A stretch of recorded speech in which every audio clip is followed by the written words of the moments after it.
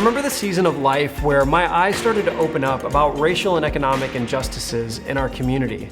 I was starting to ask more questions to my friends, and my life was starting to become more diverse in my friendships. I remember I went up to one of my friends and I said, "Hey, could you explain to me?" And I brought up one of the issues that was surrounding racial and economic injustice. And my friend looked back at me so sincerely and said, "David, I'm too exhausted to talk to you about this today. If you go read a book, and then you come back to me, that'll show me that you've been willing to at least spend a few hours exploring this yourself. I don't always want to relive these things, so if you show me that you're interested by reading a book, I'll have this conversation with you, but I'm too tired to do it today." You see, that was really courageous of my friend. What she was saying to me was that she needed to see that I wasn't just leaning on her to be my educator.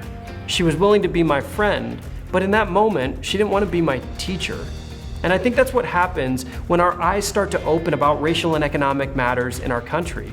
We start to ask people that have been overlooked, pushed aside, marginalized, questions about their experiences. And sometimes you'll find a person that is ready to engage that conversation.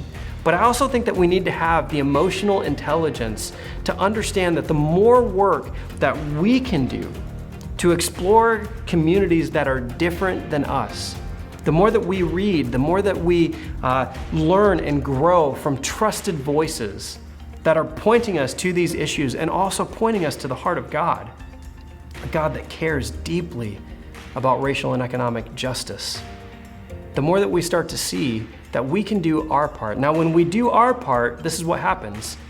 I think that the doors of relationship start to open, because our friends that are different than us economically or racially, they begin to see that, wow, this guy's like really trying, or this woman is really trying to understand the experiences that I have walked through.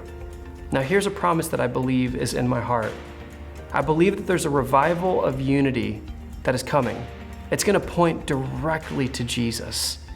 But unless we learn how to talk about racial and economic injustices, we're never gonna bring in the full harvest. You see, the revival that God wants to do is a revival of salvation. There's a revival of redemption of these human hearts that are so broken without Him.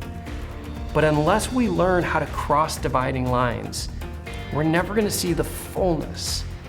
So could we have the courage to ask tough questions, the courage to look inward, the courage to reach out to a book that honestly we might want to put down?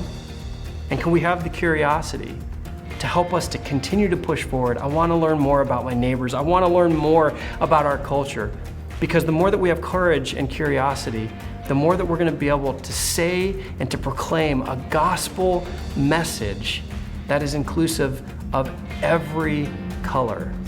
But if we stay in our homogenous circles, we're only going to see a fraction of the beauty of God. So I believe that there is a revival, an awakening that is coming to our country, but it means that you and we need to do our part to start with a look inward first, so that we know what to say and how to say it to include all the colors in this beautiful revival that is marked by unity.